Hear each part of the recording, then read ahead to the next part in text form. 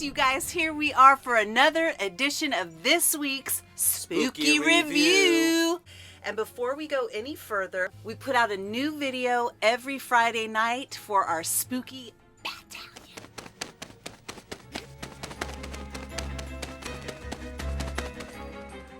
If you're new here, welcome to our craziness. And if you've been here before, thank you so much for coming back and watching us. So let's get right into it. Let's roll. Okay, so the next one, you guys, we are going to do is called Incantation.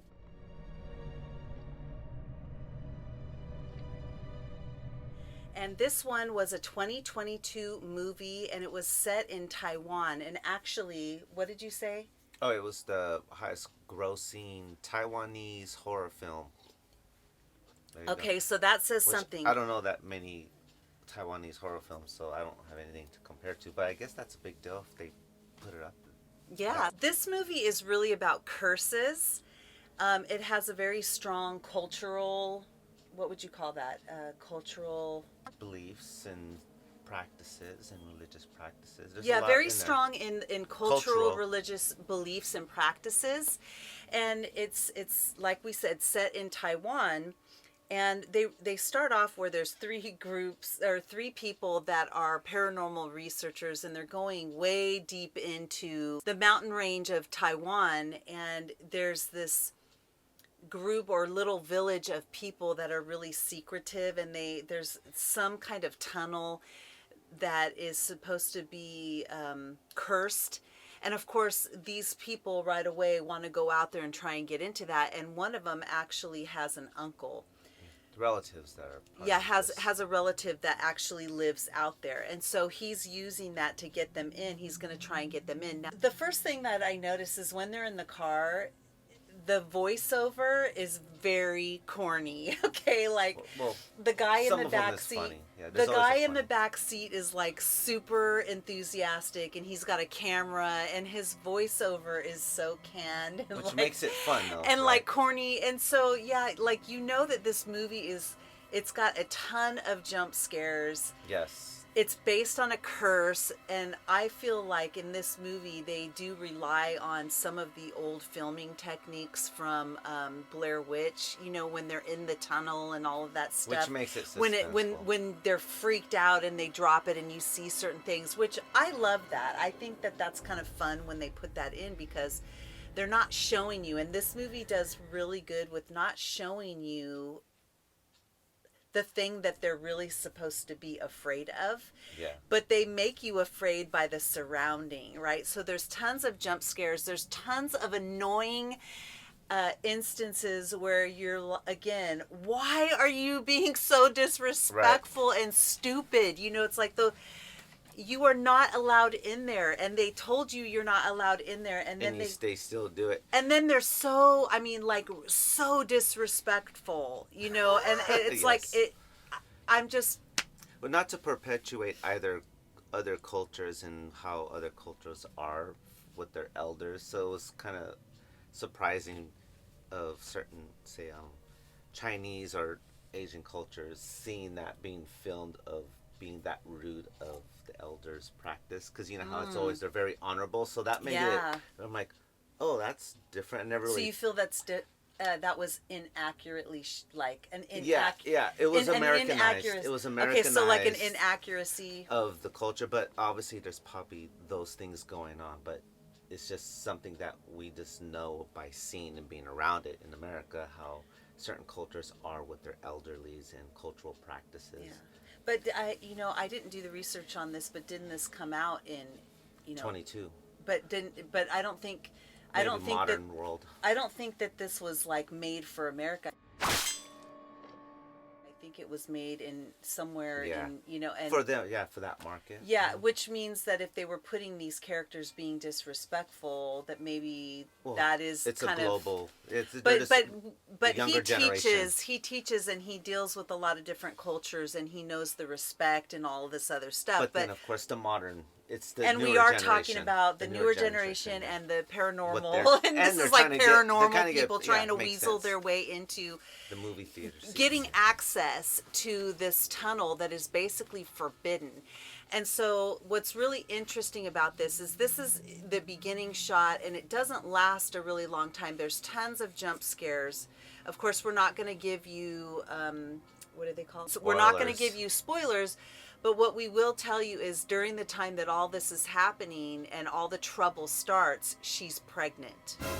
Okay? Yes. And this is why this story has to do with her and her daughter, everything that has happened to them after this experience, and you see the struggle for her to get back to some sort of normalcy while she's still dealing with this curse. Now, the thing that's really interesting is the way that the movie starts off is really talking about you looking at a subway train and using your mind to change the direction that the train is going. It's showing you that it's going away, but she's saying if you use your mind, you can actually start seeing it coming towards you, or a Ferris wheel doing the same thing.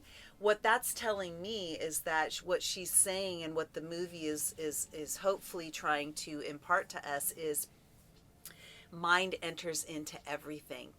And so I don't feel like they started off with that, and I don't feel like they gave it that particular part any attention at all. Like you can completely forget it, but it starts that way and it ends that way. So what was the movie trying to tell us? That it was all in her mind? That it was all in her mind? I want you to ask yourself when you're looking at that, did the mind enter into how the outcome was or how her life was? So it's hard. Actually, it's easy to give out spoilers on this one if we're not careful, but we're doing really good not giving out spoilers, which is good. It's easy because you want to say certain things. The bigger lesson in this is when you're a guest to other cultures in people's homes. So, Professor, what would be the lessons or the takeaways for you in this movie? What I got from this movie, when you're invited to other people's homes from other cultures and beliefs, it is important to understand that we are there to embrace and respect those people and their practices and beliefs. We're not there to instill our own. Mm-hmm.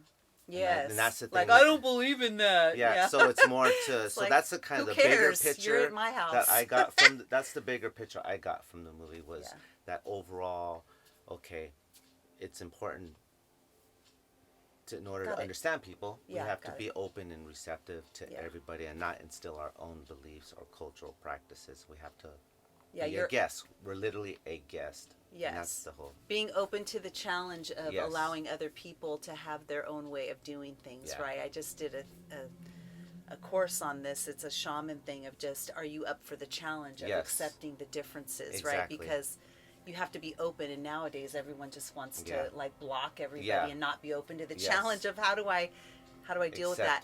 So instead what we see is kind of like obviously, you know, the kind of the opposite of that. And so that's a great lesson to take away, is just be respectful. The bigger healing message, even the one that it started off like that, but it didn't really they didn't go into too much detail about that, but the healing message that I got out of that is one that your mind enters into everything.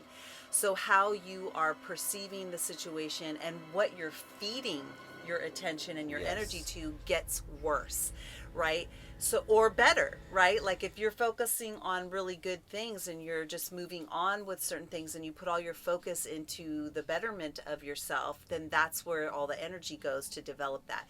If you're focusing on all the negative things, you could be feeding that as well. So that was one of the healing messages. And of course, there's an element in the healing part about her and her daughter. And there's all kinds of history that they're going to fill you in on and where she is now, and then recovering relationship. And I thought that that was just an interesting side note, that relationships can be hard and you have to work towards, you know, you can make mistakes. You can make mistakes in life, and you can also work really hard to recover from those mistakes. That it's never too late to do the work, right? So that was what the healing message to me was. Okay, so how many screams would you give this? I would give it, for its cultural uniqueness and of that, which I always enjoyed. So I would say I give it like a 4.5. I enjoyed it. I enjoyed the learning aspect of it. Yeah. I think I'm going to give mine Mother 4.3.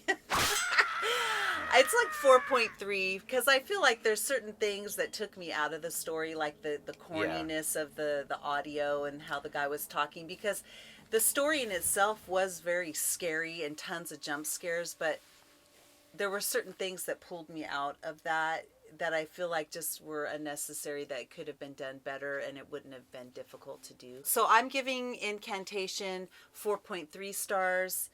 I give it a 4.5. Okay, so there you have it. I liked it. There you have It's it. worth watching it. So we put out a new video every Friday night for our Spooky